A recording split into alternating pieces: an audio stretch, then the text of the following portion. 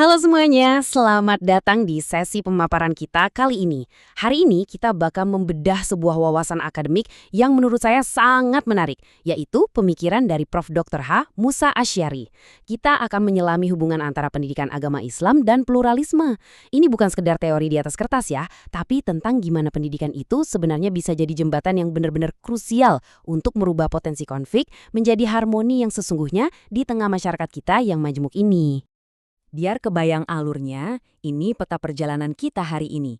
Kita bakal mulai dari melihat realitas pahit anti-pluralisme, menggali makna aslinya, terus menelusuri jejak pluralisme di Nusantara, mengungkap data diskriminasi di sekolah, sampai akhirnya merumuskan solusi berbasis pendidikan agama. Oke, mari kita langsung selami aja. Bagian pertama, realitas anti-pluralisme dan konsekuensi nyatanya di lapangan. Teks sumber kita menyoroti beberapa contoh tragis dari konflik yang sangat destruktif. Coba ingat kembali sejarah kerusuhan Poso antara tahun 1968 sampai 2001.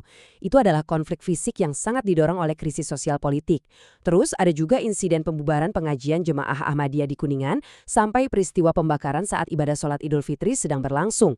Nah, di sini kita nggak sedang memihak siapapun ya, kita cuma mau melihat secara netral bahwa data ini tuh bukti nyata dari konsekuensi fatal kalau kita gagal mengelola keragaman. Inilah alasan utama kenapa pendidikan agama kita perlu dievaluasi.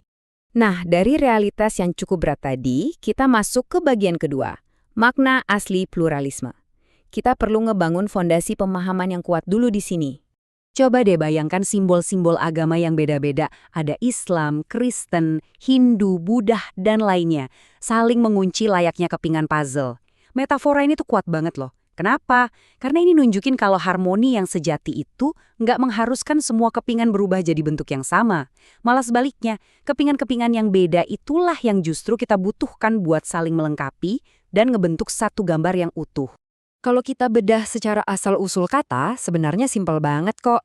Terbentuk dari kata plural yang artinya beragam atau majemuk, dan isme yang merujuk pada sebuah paham atau ideologi. Jadi pada dasarnya, pluralisme itu ya sebuah paham yang mengakui dan menerima adanya kemajemukan tersebut.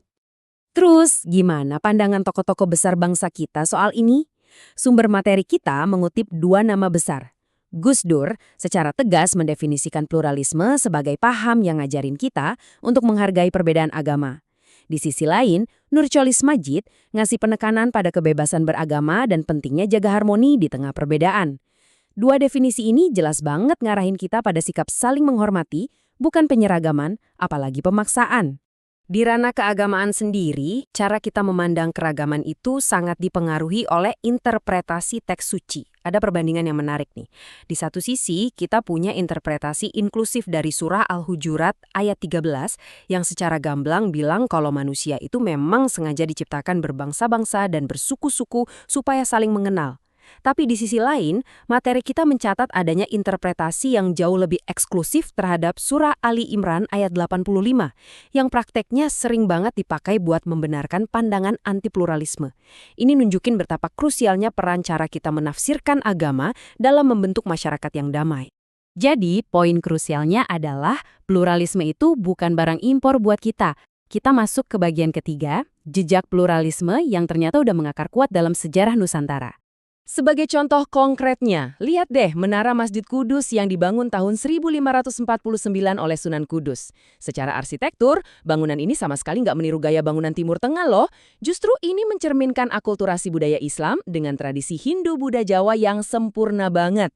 Fakta sejarah ini tuh jadi bukti tak perbantahkan kalau adaptasi, saling menghargai, dan pluralisme udah dipraktikkan dengan sangat indah oleh nenek moyang kita sejak berabad-abad yang lalu.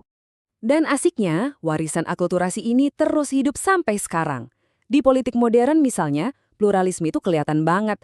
Pas partai-partai dengan ideologi yang beda jauh, kayak Golkar, PDIP, PKS, dan lainnya, bisa bikin koalisi demi stabilitas bersama. Begitu juga di ranah agama. Kita punya organisasi Islam yang super beragam, mulai dari Muhammadiyah, Nahdlatul Ulama, sampai LDII. Pendekatan mereka beda-beda iya, tapi justru perbedaan itulah yang bareng-bareng membangun tatanan moral masyarakat kita saat ini. Meski sejarah kita sangat mendukung toleransi, ternyata ada tantangan besar di depan mata. Kita masuk ke bagian keempat, diskriminasi di sekolah. Mari kita bongkar datanya. Nah, apa yang paling bikin kaget dari data di sini adalah gimana intoleransi struktural itu benar-benar mewujud di sekolah-sekolah kita. Bayangkan, 40% kebijakan sekolah ternyata masih ngutamain agama mayoritas. Terus 35% sekolah terbukti ngasih fasilitas yang jauh lebih bagus buat kelompok mayoritas. Dan yang paling parah, 25% sekolah sama sekali nggak nyediain ruang ibadah buat siswa minoritas. Ini jadi bukti kalau sikap anti-pluralisme itu diam-diam udah melembaga di tempat yang seharusnya jadi pusat keterbukaan pikiran. Miris kan? Tapi tenang, pemaparan akademik ini nggak cuma berhenti di ngomel-ngomel soal masalah. Kita sampai di bagian kelima, solusi pendidikan agama Islam berbasis pluralisme. Salah satu pilar solusinya adalah ngadopsi konsep pribumisasi Islam ala Gus Dur. Langkahnya masuk akal banget. Pertama, sesuaikan pemahaman ajaran Islam dengan karakteristik budaya Nusantara. Kedua, pertimbangkan nilai budaya lokal secara serius tanpa mengorbankan inti akidah agamanya. Dan ketiga, pastikan nilai keislaman itu bisa beradaptasi secara dinamis sama adat setempat. Ini tuh cara jitu biar agama lebih membumi, bisa merangkul semua kelompok, dan gak malah jadi alat buat menyingkirkan budaya lain. Dan ini dengan brilian mengilustrasikan gimana filosofi tadi bisa diterjemahkan langsung ke dalam kelas.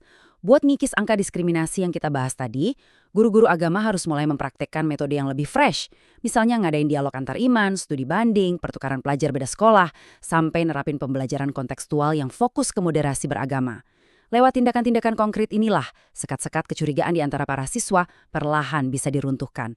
Cuma ya, metode sebagus apapun bakal mandek kalau mindset pendidiknya belum berubah. Disinilah letak inti paradigma dari Prof. Musa Asy'ariye.